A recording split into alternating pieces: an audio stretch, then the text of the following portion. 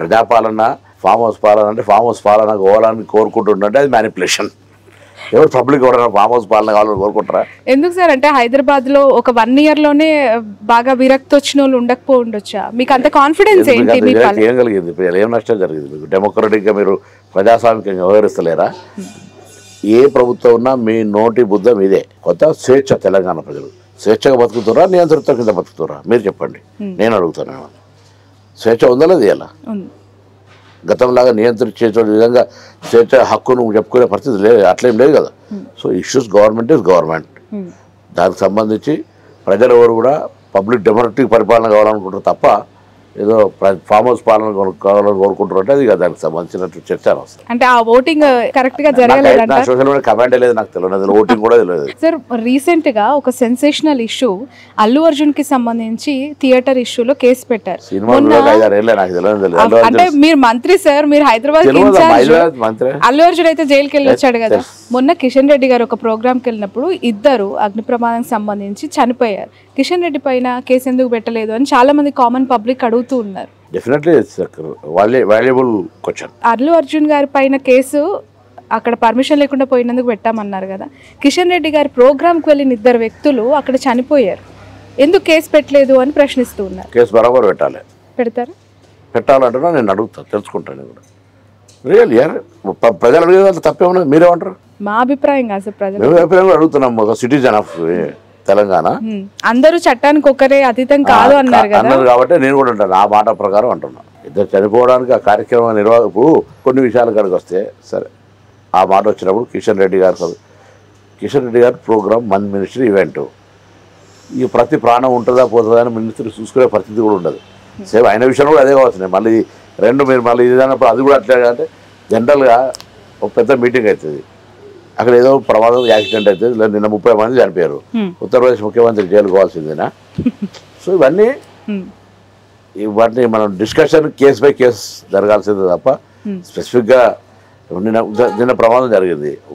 మనం ఒకవైపు కోణం, రెండో వైపు నాణానికి 2 వైపులు అన్నట్టు, ఒకవైపు కార్యక్రమం నిర్వాహకుడు ఆయనే, ఇంకోవైపు దానికి సంబంధించిన ప్రమాదానికి సంబంధించినటువంటి ఇన్సిడెంట్ వేరు. ఓకే సార్, మీ పార్టీలో సమన్వయము ఏ విధంగా ఉంది? లీడర్స్కి, కిందున్న క్యాడర్స్కి, సెకండ్ లేయర్ కాంగ్రెస్ పార్టీ భిన్న అభిప్రాయాలతోటి ఏకత్వంగా కాంగ్రెస్ పార్టీ హిస్టరీ అది, నేను కాదని అట్టుగానే మీతోటి బ్లఫ్ కొడతా. మీరు చెప్పడంలో భిన్న అభిప్రాయాలతో ఏకాభిప్రాయాలు ఎట్లా కుదురుతుంది sir? Democratic party, that is the greatness of Congress party. ఇన్ని సంవత్సరాల చరిత్ర, అనేక అభిప్రాయాలతో ఒక నిర్ణయం తీసుకొని బయటకు వచ్చే పార్టీ మాది. ఎందుకంటే యూత్ వింగ్ కి సీనియర్ లీడర్స్ కి మధ్య ఎక్కడో కోఆర్డినేషన్ లోపం ఉంటాయి. బీజేపీ ఆఫీస్ పైన దాడికి సంబంధించి ఆ ఇష్యూ బాగా బహిర్గతమైనట్టుగా అనిపించింది. ఏమంటున్నామా, వాళ్ళ యూనిట్ ఆల్ ఇండియా కమిటీ ఆదేశించింది, దాని ప్రకారం వాళ్ళు యాక్షన్ వేయరు. అది ఏదో కొత్త ఇష్యూ జరిగినప్పుడు పార్టీ నాయకత్వానికి సమాచారం ఉండాల్సి ఉండే. అవి చిన్న ఇంటర్నల్ ఇష్యూస్, అది మనం భూతద్దం పెట్టి చూడొద్దు. డే టు డే అఫేర్లు అనేక నడుస్తుంటాయి. కానీ మేమేమంటున్నా, మళ్ళీ చెప్తున్నా, కాంగ్రెస్ పార్టీ డెమోక్రటిక్ పార్టీ స్వేచ్ఛ ఎక్కువ. బీజేపీలో ఉండగా మీరు బీజేపీలో ఇంటర్నల్ పొల్లు కొట్లాడుకుంటుంటే మీరు మా పార్టీ, నేను ఆ పార్టీ నాయకుల్ని చేసినప్పుడు ఖచ్చితంగా ఈ క్వశ్చన్ అడుగుతాను అండ్ 100% ఇది రేస్ చేస్తాను. కేటీఆర్ కి సంబంధించి కక్ష సాధింపు చర్యలే కాంగ్రెస్ పార్టీ చేస్తుందా? ఎందుకు అని అంటే అసలు లొట్టపీసు కేసు అసలు ఏమీ లేదని పదే చెప్తున్నారు. అడిగిందే అడిగి కూర్చుందే కూర్చి ఇంట్రాగేషన్ పేరుతో సాగదీస్తున్నారని కేటీఆర్ గారు అన్నారు. ఎందుకు ఆ కేసుకు సంబంధించి అసలు అరెస్ట్ ఉంటుందన్నారు, చేస్తామన్నారు, ఎంతవరకు వచ్చింది? గౌరవ మంత్రి గారికి చట్టం గురించి తెలుసు, 10 సంవత్సరాలు మంత్రి చేసిండు, పార్టీకి కార్యనిర్వాహక అధ్యక్షుడు, విదేశాల్లో చదువుకున్నాడు. కాబట్టి లొట్టపీస్ అయినా చొట్టపీస్ అయినా చట్టంలో కేసు వచ్చినప్పుడు దాన్ని ప్రూవ్ చేసుకోవాలని కోరుతాను. నిర్దోషి అయితే నిర్దోషి, దోషి అయితే దోషి. మీరేమనుకుంటున్నారు సార్, అరెస్ట్ ఉంటుంది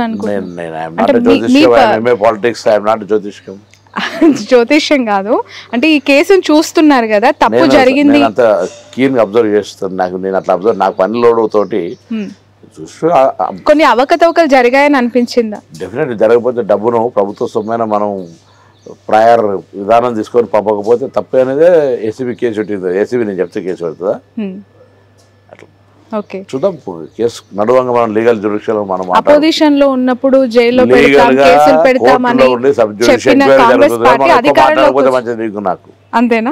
ఓకే సార్, రాబోయే municipal elections, local body elections, GHMC elections పైన ప్రజలకు మీ 4 గెలుపు సంవత్సరాలు ఉండబోయే మా ప్రభుత్వాన్ని గెలిపించి స్థానిక సంస్థల అభివృద్ధిని ఆకాంక్షించే వాళ్ళందరూ గెలిపించాలని కోరుకుంటున్నాం. తప్పకుండా ఈ ఏడాది పరిపాలన మీద ప్రజలు ఇచ్చేటువంటి తీర్పు అది. మేము కూడా ప్రభుత్వం వచ్చిన తర్వాత మహిళలకు ఉచిత బస్సుతో పాటుగా 200 యూనిట్లు గ్రామాల్లో మీరు వెళితే 90% ఉచిత 200 యూనిట్లు వాడుకుంటా ఉన్నారు. ఆరోగ్యశ్రీ 5 లక్షల నుంచి 10 లక్షల దాకా, సన్నవడ్ల బోనస్, రైతు భరోసా, రుణమాఫీ, దాని తర్వాత ఇలా ఉపాధి హామీ కూలీలకు సంబంధించి ఇట్లా అనేక కార్యక్రమాలు జరుగుతూ ఉన్నాయి. 55,000 ఉద్యోగాలు కావచ్చు, లేకపోతే ఇంకా మెచ్చార్జీలు, పేద ప్రజలు చదువుకున్న పిల్లలు మెచ్చార్జీలు, ఇట్లా సో మెనీ ప్రోగ్రామ్స్. 1-2 పెండింగ్లు ఉండొచ్చు. నేను అడుగుతానా, ఏ పార్టీ మాత్రం భగవద్గీతలాగా భావించే, ఖురాన్ లాగా భావించే, బైబిల్ లాగా భావించే వాళ్ళ మేనిఫెస్టోలు ఎంత % పూర్తి చేసినా రమ్మని డిబేట్ పెట్టండి మీ దగ్గర. We are ready to prove. Congress party దేశంలో ఏ నిర్ణయం తీసుకున్నా, ఎప్పుడు ఏదైనా కార్యక్రమం తీసుకున్నా కాంగ్రెస్ పార్టీ తీసుకుంది కదా. ఓకే, ఫైనల్గా దావోస్ పర్యటనకి సంబంధించి బీఆర్ఎస్ అవతల ఇతల రోడ్లపై ఉండేటోళ్ళని తీసుకొని దావోస్లో అగ్రిమెంట్లు ఎందుకు చేసుకోవాలి, 175,000 కోట్లు ఇక్కడే చేసుకోవచ్చు కదా అని కౌంటర్ వేసింది. అనకపోతే ప్రతిపక్షం ఎట్లయితారా, మాకు గుర్తింపు ఉండకపోతే ఎట్లా, వాళ్ళు ఏదో అనాలి కదా. అలాగే పాపం ఆయనతో కూడా మనం డెమోక్రటిక్ కంటే స్వాగతిస్తున్నారు. అయితే నేను స్వాగతించడం అనేది మళ్ళీ మీరు ప్రజాస్వామ్యంలో ప్రతిపక్షంగా వాళ్ళ అభిప్రాయం చెప్పే హక్కు ఉంది. మేము దాన్ని గొంతు నొక్కుతలేం. మేము సాధించిన దాన్ని నిజంగా మంచి ఆలోచన కలిగి తెలంగాణ ప్రయోజనాలను ఊహించే ప్రభుత్వం ప్రతిపక్షం అయితే ఎస్ వచ్చింది అనాలి, మంచిది అనాలి, చెడు అనాలి. మొత్తం గంప కలిపి అట్టుగానే ఏం లేదు, మరి మీరంతా పోయినప్పుడు సాధించింది ఏందని. ఇది అధికారంలో ఉన్నప్పుడు తెచ్చినామంటారు, ప్రతిపక్షంలో ఉన్నప్పుడు ఏం తెచ్చినామంటారు. ఇది కోర్ కాంగ్రెస్ వాదిగా పొన్నం ప్రభాకర్ గారు ముందు నుంచి కూడా యూత్ వింగ్ లో వర్క్ చేశారు, మంత్రిగా బాధ్యతలు నిర్వహిస్తున్నారు.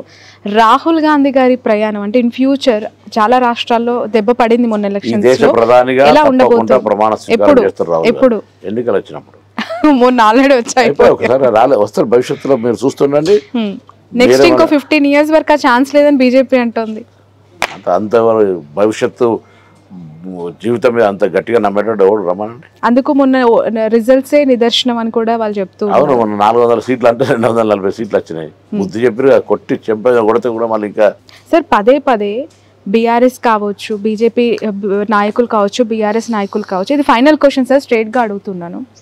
ఎందుకు రేవంత్ రెడ్డి గారు 5 ఏళ్ళు ఉండరు ముఖ్యమంత్రిగా, ఎండాకాలంలో దిగిపోతారు, వానాకాలంలో నెక్స్ట్ సీఎం రాబోతున్నారు అని అంటున్నారు. రేవంత్ రెడ్డి గారు మార్చిపోతుందా హైకమాండ్? ఇది 1వ నెల అధికారంలోకి వచ్చిన తర్వాత కూడా అంటారు వాళ్ళు, 1.5 ఏడాదిన్నర గడిచింది, ఏమైనా అయిందా? అట్లా చూస్తూ పోతుంటారు. మీరు ఏమైతే దాంతో మా పార్టీ ముఖ్యమంత్రిని వాళ్ళు మారుస్తారని చెప్తుంటే మీరు కూడా దాన్ని హైకమాండ్ మారుస్తుందని వాళ్ళు ఎవరు మా హైకమాండ్ వాళ్ళ గ్యాస్ అవ్వాలి. నమస్కారం, ధన్యవాదాలు. సవాలే లేదు, మార్పు అనేది జరగదు. అరే ఇప్పుడు నేను కాంగ్రెస్ పార్టీ ముఖ్యమంత్రి ఎందుకు మారుస్తారు అంటున్నా. టీఆర్ఎస్ వాళ్ళు చెప్పిరని మారుస్తారా, బీజేపీలు చెప్పిరని మారుతారా, ఎందుకు మారుస్తారు? ప్రశ్న ఎందుకు ఉత్పన్నం అవుతుంది అంటున్నా. హైడ్రా వల్ల హైదరాబాద్ పై దెబ్బ పడింది, రియల్ ఎస్టేట్ కుప్ప కూలింది అని చాలా మంది మాట్లాడుతున్నారు. మీకు అలా అనిపించింది? ప్రపంచవ్యాప్తంగా రియల్ ఎస్టేట్ బలహీనంగా ఉంది. ప్రపంచవ్యాప్తంగా దేశంలో చాలా ఇబ్బందికరంగా ఉంది. అయినా నిన్ననే బంజారాహిల్స్లో 190,000 గజం స్థలం పోయింది. కాబట్టి హైదరాబాద్ రిజర్వేట్ అయి పుంజుకొని మళ్ళీ కొంత, అది హైడ్రా కారణమని మీరు అంటారు, ప్రభుత్వాలు మారిన తర్వాత కొంత వ్యాక్యూమ్ వస్తుంది అనేటువంటి కొంత whatever it may be, constructions are going on, real estates going on, the boom always not boom. అమ్మా డీజే సౌండ్ 24 గంటలు వినలేరు మీరు. ఎప్పుడో ఒకసారి వాల్యూమ్ తగ్గించాల్సిందే, మళ్ళీ ఒకసారి వాల్యూమ్ పెరగాల్సిందే. దాన్నే బూమ్ అంటారు. మళ్ళీ రిజర్వేట్ అయ్యి మళ్ళీ భూమి వస్తుంది. రైట్, ఇట్లా మ్యూజిక్ లాగా హార్ట్ బీట్ లాగా ఒకసారి డౌన్ అప్ ఉండొచ్చు. ఇది కూడా అంతే. Hyderabad head quarter for safety residential area. కాబట్టి తప్పకుండా మళ్ళీ మీ అందరూ ఈ హైదరాబాద్ను అప్రిషియేట్ చేసారో వస్తుంది. నమస్కారం, ధన్యవాదాలు. సార్ కేసీఆర్ ఏమన్నారు ఫైనల్ గా మొన్న కలిసినప్పుడు? మాకు పెద్ద ఆయన అడిగారా యాక్టివ్ పాలిటిక్స్ లోకి ఎప్పుడు వస్తున్నారు? నేను అవన్నీ రాజకీయం చేయడానికి కూడా ఇన్విటేషన్ ఇచ్చిన, భోజనం పెట్టినారు, పెద్ద ఆయనకు ధన్యవాదాలు. అంతే తప్ప దానికి తెలియదు. నో పొలిటికల్ ఇన్విటేషన్ చేయడానికి ప్రభుత్వం తరఫున పోయినాం. మా పాత పార్లమెంట్ సభ్యుడు పరిచయం ఉంది, వారి కుమారుడు నా ఎమ్మెల్యే, వారు గౌరవంగా నన్ను రిసీవ్ చేసుకున్నారు. నాతో పాటు మా ప్రోటోకాల్ చైర్మన్ వేణుగోపాల్ గారు ఉండి భోజనం చేసినాం. యోగక్షేమాలు వాళ్ళ తండ్రి రామగుండం సత్తయ్య పంతులు వారి గురించి అడుగుతున్నారు, నాకు సంబంధించి అంతే తప్ప ఇంకా వేరే విషయం. Right, thank you so much sir, wish you all the best. Thank you. ఇది పొన్నం ప్రభాకర్ గారితో స్పెషల్ ఇంటర్వ్యూ. That's all.